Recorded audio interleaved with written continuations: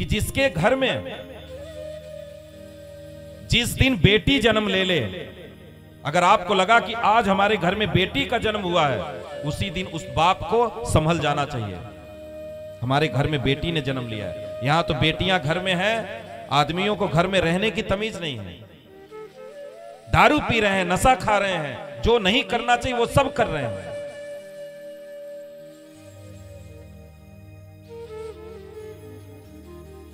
फिर आप बेटी को पैदा किस लिए किए हो? कल बेटी आपकी निकलेगी तो लोग क्या कहेंगे? अरे वही सरबिया की बेटी है।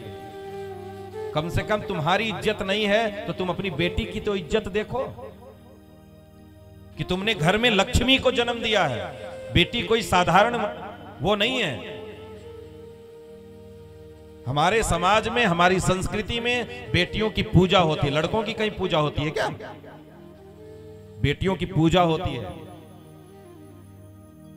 वो बेटियां हैं। और तुम्हारे घर में कोई कन्या आ गई, कोई लक्ष्मी आ गई, तो तुम्हारे स्वभाव में कोई परिवर्तन नहीं हुआ? तुमको तो चुल्लू भर पानी में डूब के मर जाना चाहिए उसी दिन। इसलिए बच्चा पैदा, मैंने कहा था, या तो तुम नशा छोड़ दो और या तो तुम शादी मत करो।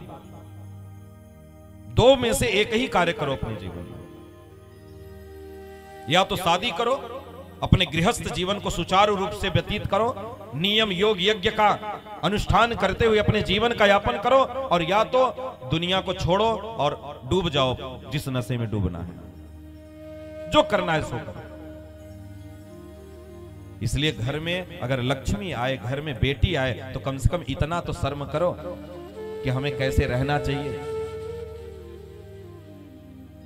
आज भी हम नशा करते हैं। घर में बेटियां हो गई, बड़ी हो गई, फिर भी दारू पी करके सो रहे। बेटी, सोचो यार, तुमको तो चुल्लू भर पानी में डूब के मर जाना चाहिए। जब तुम पी करके आते हो तो बेटी तुमको संभालती है। सोचो पहले, बेटी तुमको संभालती है। किसी तरीके से रोग आकर के बेटी तुमको सुला देती है कि पापा सो जाएं। उसके दिल पर क्या गुजरती है, कभी विचार किए? तुम अपना सर्वस्व नाश करके, और तुम उसकी इज्जत तो कम से कम करना सोचो। उसकी इज्जत तो करना सीखो कम से कम।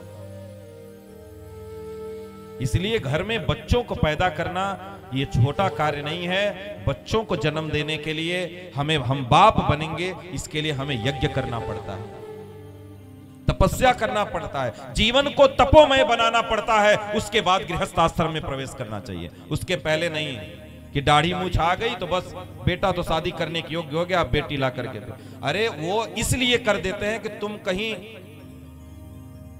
छड़ देवाल न डाक जाओ। इसलिए बोले भैया लड़का बड़ा हो गया, इसकी शादी करिए।